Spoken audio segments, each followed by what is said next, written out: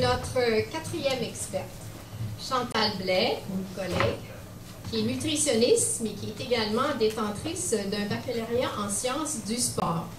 Elle est responsable du service de nutrition clinique à l'IRCM depuis 1997. Elle est membre de divers comités exécutifs et consultatifs, dont la Société québécoise de lipidologie, nutrition et métabolisme, Société québécoise d'hypertension artérielle, et depuis l'an 2000, elle est membre du comité consultatif du programme Visée Santé de la Fondation des maladies du cœur du Canada. Elle a aussi publié récemment 2 guides nutritionnels pour la santé du cœur, en collaboration avec d'autres nutritionnistes. Alors aujourd'hui, Chantal va nous parler des stratégies nutritionnelles pour contrôler l'hypertension. Merci beaucoup. Merci d'être si nombreux ce soir pour ce café scientifique. On se retrouve quand même à la mi-janvier.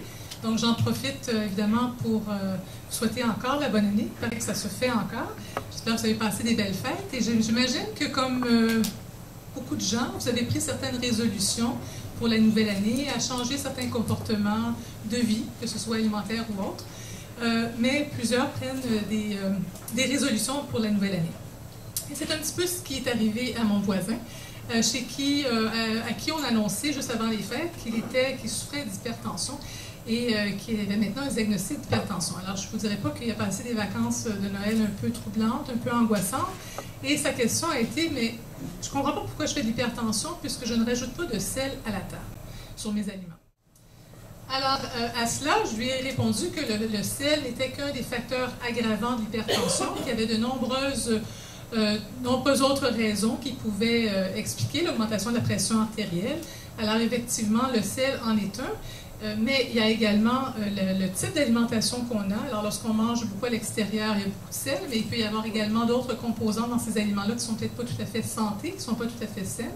Donc, la restauration rapide, s'assurer d'avoir une saine alimentation est un autre facteur qui peut expliquer pourquoi on a une augmentation de la pression artérielle.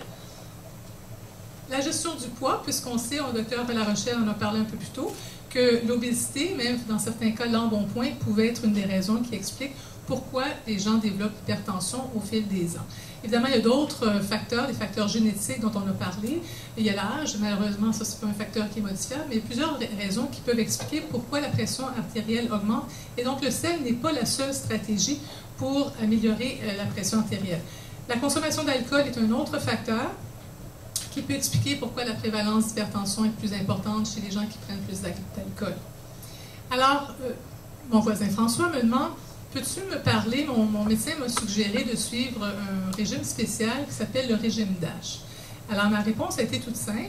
Le régime DASH, ce sont des recommandations qui sont issues d'études métaboliques qui ont été faites il y a quelques années maintenant par un groupe américain qui voulait formuler des recommandations auprès du public dans leurs études, mais suite aux résultats très, très intéressants pour réduire la pression artérielle. Le régime DASH est un régime dans lequel on favorise beaucoup la consommation de fruits et de légumes, des produits céréaliers agréés entiers principalement, avec des repas de viande, de poisson et de volaille très maigres, avec des produits laitiers allégés, avec des matières grasses de choix, donc des bons types de gras, en quantité modérée, toujours pour gérer le poids, et des noix, des graines, des légumineuses qui sont souvent absents de notre alimentation, et finalement des sucreries à l'occasion. Alors, c'est un peu ce genre de régime que le régime DASH propose. Le régime DASH, va améliorer la pression de façon assez importante lorsqu'on rajoute une restriction en sodium, en sel. Mais pourquoi suivre un tel régime? Parce que ce type de régime va fournir à l'organisme un peu tout ce qu'il a besoin pour être en santé. Alors, c'est important de reconnaître que les recommandations actuelles face au sel, si on a 1500 mg par jour de sodium, c'est ce qu'on a besoin pour être en santé. On a également développé des recommandations pour un apport suffisant, au-delà duquel on pourrait avoir des problèmes de santé. Et cette valeur est à 2300 mg. Donc, je lui ai demandé, alors c'est vrai que tu ne sales pas la table, combien penses-tu que tu peux manger de sel? Il m'a répondu, comme je ne rajoute pas de sel à la table, un petit peu à la cuisson, je dois probablement en manger autour de 2400, 2500, peut-être 2600. Alors, je lui ai expliqué que l'apport moyen des Canadiens, des hommes de sa catégorie d'âge d'environ 30 ans, est de plus de 4000 mg par jour.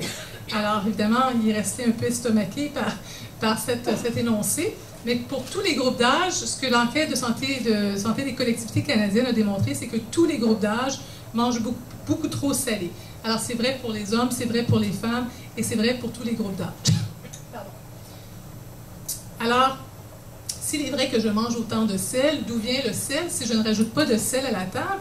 Et je lui ai expliqué qu'il y a seulement 11% de notre apport en sel qui vient soit de la salière ou qui vient du sel qu'on va rajouter à la cuisson. La majorité du sel que nous consommons vient des aliments transformés, des aliments du commerce auxquels on rajoute énormément de sel. Alors, vous voyez que 77% de notre apport quotidien en sel vient des aliments transformés. Alors, si on veut s'attarder aux sources, quelles sont les sources de sodium? Alors, je n'avais pas besoin de lui expliquer que les chips étaient riches en sel, que les frites en contenaient, les noix salées en contenaient. Ça, je pense qu'il le savait très bien. Par contre, il était un peu surpris de réaliser qu'il y avait autant de sel dans les aliments qu'on consomme tous les jours. Les sandwichs au jambon avec du fromage, dans les soupes commerciales, les sauces en pot. Alors, on se fait des pâtes régulièrement, on n'a pas le temps de faire des sauces maison, on prend des sauces en pot. Donc, ce sont des aliments qui contiennent énormément de sel. Les dîners congelés, les charcuteries, les pâtes assaisonnées, même le V8 qui est un aliment santé. Hein, on va chercher nos recommandations face au sel quand on est pressé. La publicité, c'est quand on est pressé, on n'a pas le temps de manger nos légumes, on prend du V8. Alors, vous voyez qu'il y a énormément de sel. Il y a plus de 520 mg par tasse de V8 ou de jus de tomate. Donc, le sel, il est omniprésent dans notre alimentation. Il y en a même dans le pain, dans les céréales à déjeuner. Mais ce qui arrive, c'est que l'ensemble des Canadiens mangent beaucoup au restaurant. Souvent, il y a 2 repas qui sont pris par jour au restaurant, parfois même 3. C'est peut-être pas la norme, mais souvent, l'ensemble des Canadiens vont consommer régulièrement leur repas au restaurant, que ce soit fast-food ou autre. Le problème, c'est qu'on ne contrôle pas la quantité de sel qu'on va rajouter dans ces préparations. On ne contrôle pas les portions. Et ce que j'ai voulu lui montrer ici, je lui disais, écoute, tu vas chez, par exemple, Tim Hortons, et tu choisis parce qu'il y a une nutritionniste comme voisine, alors il ne fera pas autrement. Il va choisir des bonnes recommandations, l'aliment, il ne mangera pas trop de muffins. Il s'en va chez Tim Hortons, va choisir un sandwich poitrine de dinde avec une soupe aux légumes et un yogourt aux petits fruits. Alors, c'est un choix santé. Pour lui, il est content. Il dit, bon, je fais attention à ce que je mange. Alors, je lui dis, mais quand même, tu viens de manger 11 sachets de sel dans ce seul repas-là. Quant à la recommandation, je vous rappelle que pour la recommandation de 2300, qui est un apport suffisant, ça correspond à 9 sachets et demi de sel. Donc, juste par son petit repas, il a déjà dépassé dans un seul repas la recommandation d'un apport maximal. Alors, je vais expliquer que toute forme de changement alimentaire, comme du mode de vie, on va parler d'activité physique dans quelques minutes, mais les changements peuvent entraîner de l'amélioration de la pression artérielle qui est non négligeable. Et chaque petit pas, chaque petit changement peut amener des changements importants. Alors, vous voyez que toutes les stratégies, que ce soit le contrôle de perte de poids, pas besoin d'avoir un IMC à 25 nécessairement, mais toute modification, on améliore un petit peu le sel des aliments, on choisit une meilleure alimentation qui va être limitée en alcool, par exemple, en insérant plus de fruits et plus de légumes. Ce sont des stratégies qui sont gagnantes et qui peuvent augmenter, ou plutôt qui peuvent diminuer le problème de la pression artérielle. Donc, alors, quel conseil me donnerais-tu? C'est la dernière question qui m'a demandé. Comment est-ce que je peux faire quel conseil qui pourrait m'aider à faire des meilleurs choix?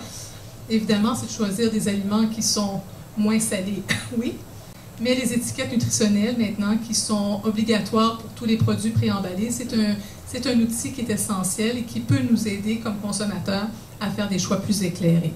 Alors, vous avez la mention sodium sur l'emballage. Assurez-vous toujours de vérifier pour une portion donnée. Et essentiel ou sodium veut dire en bas de 5 mg par portion et faible en sodium en bas de 140 mg de sodium par portion. Donc, il y a plusieurs outils. Je pense qu'il faut s'attarder aux étiquettes des produits alimentaires. Et donc, je vous remercie de votre attention.